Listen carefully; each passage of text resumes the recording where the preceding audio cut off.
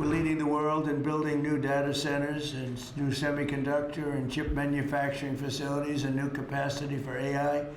And we're unleashing all of the forms, literally all forms of energy and natural gas and oil to clean, beautiful coal and safe, reliable nuclear power.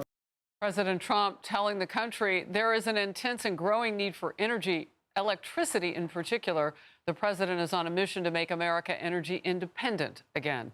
So the nation's U.S. Department of Energy is giving a $1 billion loan to a private company, and that will help 3 Mile Island to reopen with the goal of bringing cheaper electricity to millions of people.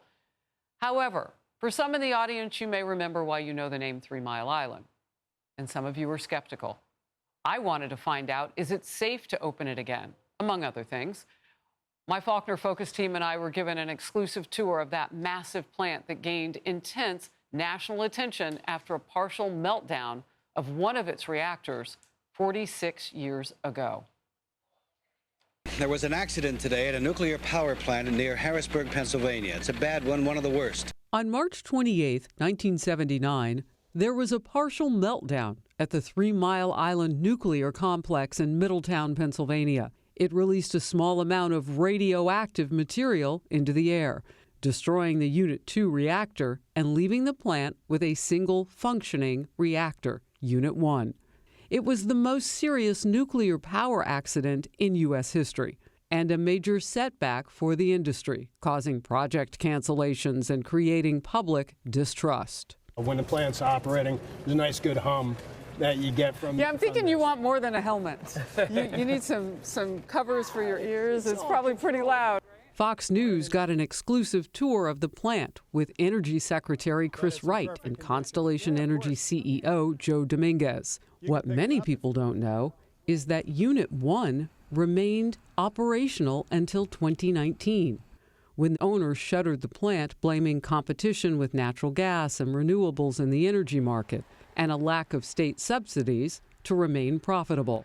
In short, politics. These sort of bad policies on energy not only forced the premature shutdown of a reliable source of electricity and the jobs that went with it, but those bad policies also drove up electricity prices.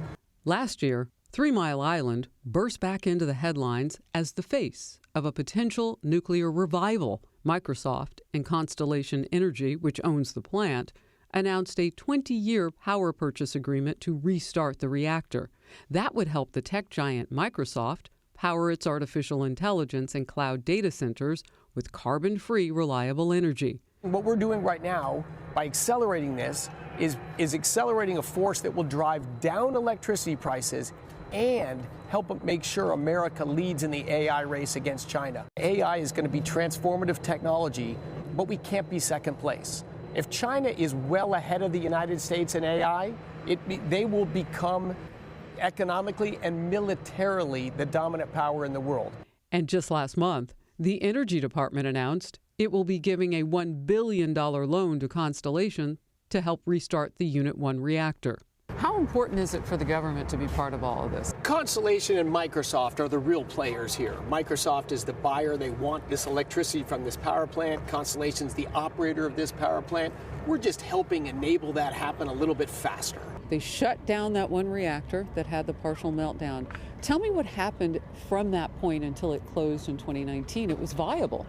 Oh, it had a tremendous safety record, high operating performance, was truly a great plant that honestly would run for another century, if not the distortion in the electricity markets began under President Obama and Biden. They just wanted to subsidize and be like Europe and pay people to build solar panels and windmills, and ultimately crushed our electricity markets that drove reliable plants with decades of life left out of business. Terrible. They expect to have the plant back up and running by 2027. It's sat for 5 years. So you parked it for 5 years. How did you keep it so that it's safe to just restart it again? Well, what we're doing is we're doing all these inspections and testing to make sure the plant is ready to restart safely and reliably. So every valve, every heat exchanger, the generator like we'll see here on my left, we've pulled it out. We're doing the maintenance, the electrical testing to certify to ourselves and ultimately the Nuclear Regulatory Commission it's safe to restart. We're inside the control room. Nuclear may be the future, but some things are still stuck in the past. Everybody is not going to miss that this is like 1970s kitchen green. Everybody walks into one of these and they look, oh boy, this looks like all 1970s hardware, all the dials. What they miss is that we've supplemented all of that equipment with state-of-the-art computer controls that are now performing functions faster and detecting trends in the power plant faster than we ever could.